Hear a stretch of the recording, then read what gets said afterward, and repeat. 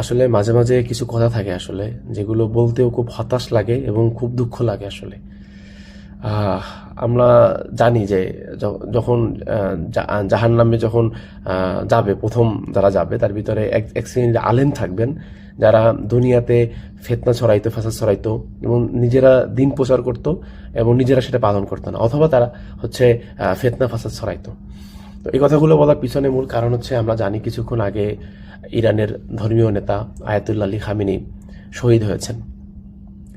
তো এবং পৃথিবীতে যাদের কমন সেন্স আছে মাথায় এবং যারা শান্তপ্রিয় মানুষ, প্রত্যেকের আসলে আজকে মন খারাপ। সবাই কেউ আসলে এক্সপেক্ট করে না এটা যে হবে। ইভেন আমি যদি আমার কথা বলি, হাদি ভাই যখন মারা গিয়েছিল না, তখন আমার কাছে যেমন লাগতেছিল আমি সেম ফিলটা করতেছি। মনে হচ্ছে যে আমার খুব কাছের একটা মানুষ মারা গেছে, খুব কাছের একটা মানুষ, মনে হচ্ছে আমার খুব কাছের লোকটা ছিল সে। কিন্তু ওই যে প্রথম যে কথাটা বললাম আর কি, যে একদল আলেম যারা জাহান্নামে যাবে, এটা বলার মূল কারণ হচ্ছে এই ইন দ্য মোমেন্ট, এই টাইমে আমি ফেসবুকে দেখতেছি একদল আলেম ফতোয়াবাজি করতেছে খামেনি জান্নাতে যাবে না জাহান্নামে যাবে। Can you imagine that?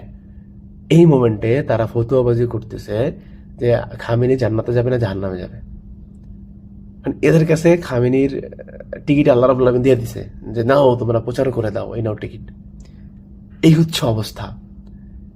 মানে আর কিছুদিন পরে, আর 2-4 দিন পরে, আমি যে বর্তমান পরিস্থিতি দেখলাম কিছু কিছু আলেমদের ভিতরে ইরান নিয়ে এমন পরিমাণ এদের ভিতরে বিদ্বেষতামূলক কাহিনী বাহিনী। ভাই, আমরা তো ইরানরে একেবারে কেউ দাবি করতেছি না, তাই না?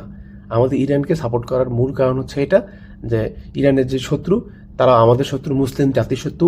ইরানের যে শত্রু ইসরায়েল, এরা এরা যুগে যুগে হচ্ছে মুসলমানের জন্য শত্রু ছিল।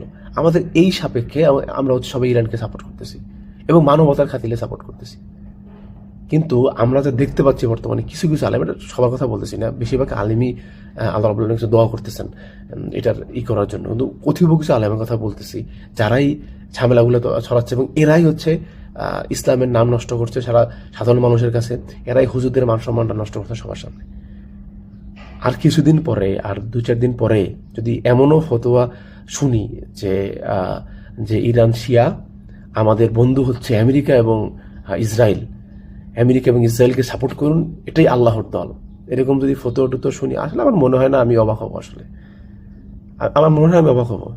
এরকম এরকম ফতোয়া চলে আসতে পারে ভাই। বাংলাদেশের ফতোয়াবাজির কোনো অভাব নাই।